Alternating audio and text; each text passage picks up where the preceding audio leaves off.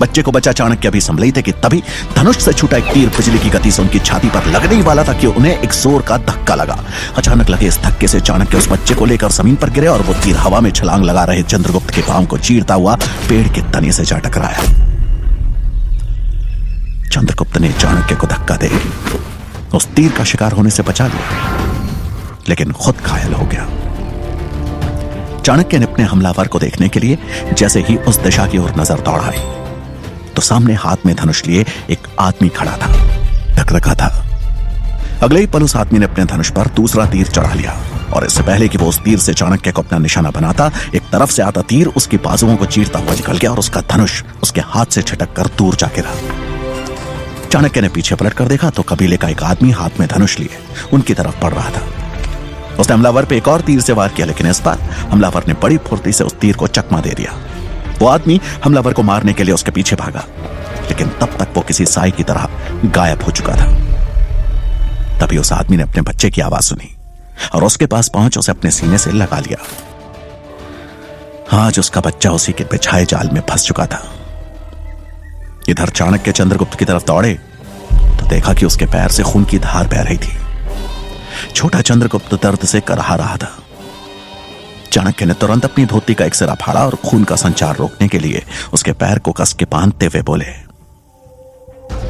चिंता मत करो चंद्रगुप्त, मैं तुम्हें कुछ नहीं होने दूंगा। तभी वो कबीले का आदमी अपने बच्चे को लेकर चाणक्य के पास आकर बोला, मेरे बच्चे की जान बचाने के लिए आपका धन्यवाद। मेरा कबीला पास में ही है, वहां चलिए। इस बच्चे के घाव का तुरंत उपचार करना आवश्यक है। चाणक्य को समय की गंभीरता समझ में आ रही थी और वो उस नवयुवक की मदद से चंद्रगुप्त को लेकर कबीले आ पहुंचे।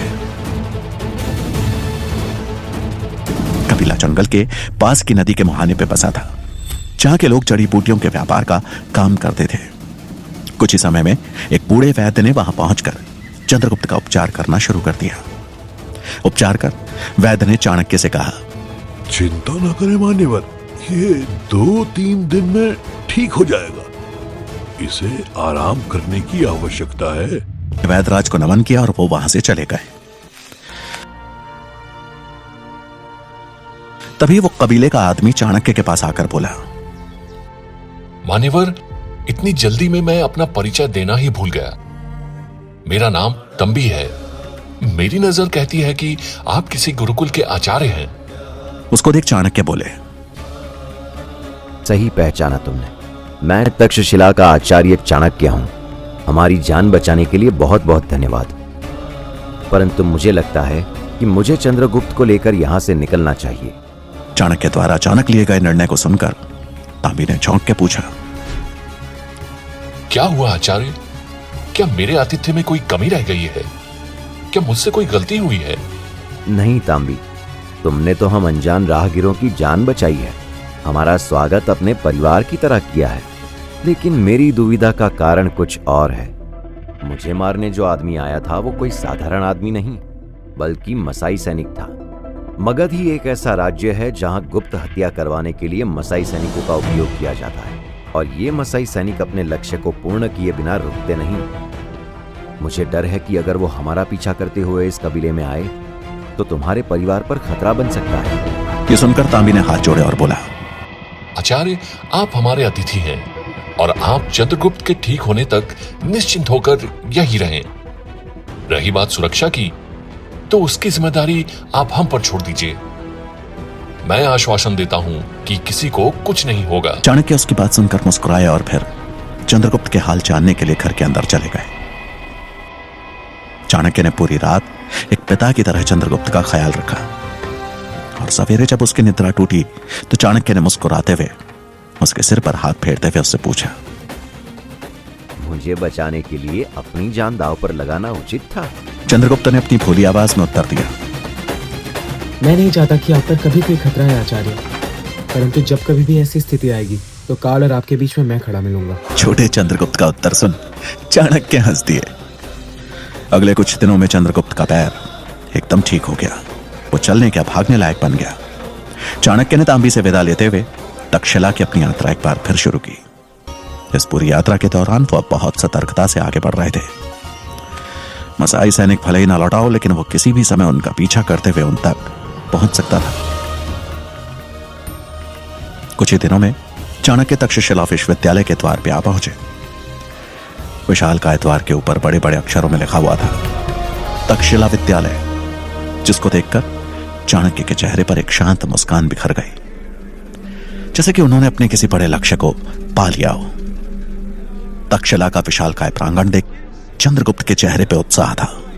सैकड़ों विद्यार्थियों को अलग अलग विद्याओं का अभ्यास करते देख उसकी आंखों में एक चमक आ गई, एक उम्मीद की किरण जाग उठी। चाणक्य चंद्रगुप्त को एक जगह प्रतीक्षा करने की बात कहकर आचार्य कक्ष की तरफ चल दिए, जहां विश्वविद्यालय के कुलपति और बाकी शिक्षकगण भी मौजूद थे। चाणक्य ने कुलपति और बाकी शिक्षकगणों को प्रणाम करते हुए बड़ी विनम्रता से कहा, कुलपति महोदय और सभी शिक्षकगण, मैं यहां अपने साथ एक बालक को लाया हूं जिसका नाम चंद्रगुप्त है। उसकी क्षमता का परीक्षण करने के बाद ही मैं उसे अपने साथ तक्षशिला लेकर आया हूं। मैं चाहता हूं कि आप सभी शिक्षकगण उसे गुरुकुल में शिक्षा हेतु औपचारिक प्रवेश की अनुमति दें। तभी वहां बैठे आचार्य गजानन कुलपति की तरफ देखते हुए बोले, कुलपति महोदय, मैं आचार्य चाणक्य को याद दिलाना चाहता हूं कि तक्षशिला में छात्रों के प्रवेश के लिए निश्चित परंपरा है, जिसकी गरिमा को हमें बनाए रखना होगा। यह सुनकर चाणक्य थोड़ा निराश हो गए। गजानन ने चाणक्य की तरफ देखते हुए कहा, आचार्य चाणक्य, आप हमें बस ये बताएं कि जिस बालक को आप ले आए हैं वो किस राजकुल से है। चाणक्य कुछ सोचते हुए बड़ी गंभीरता से बोले, चंद्रगुप्त क्षत्रिय अवश्य है, परंतु किसी राजकुल से नहीं है। ये सुन के वहां बैठे सभी शिक्षकगण हैरान रह गए। गजानन कुलपति की तरफ हैरानी से देखते हुए बोले, फिर उसे कैसे प्रवेश मिल सकता है महोदय? उनके गुणों के आधार पर। बात ये नहीं है आचार्य। बात यही है आचार्य, इस महान विश्वविद्यालय, इस परिष्ठित गुरुकुल की गरिमा यहाँ का ज्ञान है। ज्ञान ही तक्षशिला की पहचान है, जो हम शिक्षक छात्रों को देते हैं। ज्ञान प्राप्ति का अवसर सभी को समान रूप से मिलना चाहिए। चंद्रगुप्त को भी उसकी योग्यता के आधार पर शिक्षा देना हमारा कर्तव्य है। कौन जानता है कि यही बालक कल पूरे भारतवर्ष के नेतृत्व करने योग्य बन जाए। परंतु फिर भी मुझे कुलपति का अंतिम निर्णय मान्य होगा। गजानन कुछ पल के लिए शांत हो गए। कुलपति दोनों की बातों को बड़े ध्यान से सुन रहे थे। फिर कुछ सोचते हुए बोले, आचार्य गजानन और आचार्य चाणक्य, आप दोनों की बातें तर्कसंगत हैं। इसीलिए यहाँ का कुलपति होने के नाते मैं ये निर्णय करता हूं कि चंद्रगुप्त को तक्षशिला में शिक्षा लेने के लिए यहाँ की प्रवेश परीक्षा उत्तीर्ण करनी होगी। वो सफल हुआ तो तक्षशिला के द्वार उसके लिए खुल जाएंगे। यह सुन चाणक्य उनके इस प्रस्ताव को सम्मान देते हुए नमन कर बोले, मुझे आपका यह प्रस्ताव स्वीकार है कुलपति महोदय। तभी गजानन ने कुलपति की ओर हाथ जोड़कर कहा, कुलपति, मुझे भी आपका निर्णय मान्य है, लेकिन निवेदन करना चाहता हूं कि यह परीक्षा निष्पक्ष रहे। इसके निष्पक्ष रहने के लिए जरूरी है एक ऐसी परीक्षा समिति का गठन जो आचार्य चाणक्य के प्रभाव से प्रभावित होकर नहीं, बल्कि चंद्रगुप्त के गुणों को परख कर निर्णय ले। और आपकी अनुमति से मैं इस शिक्षा समिति का गठन करना चाहता हूं।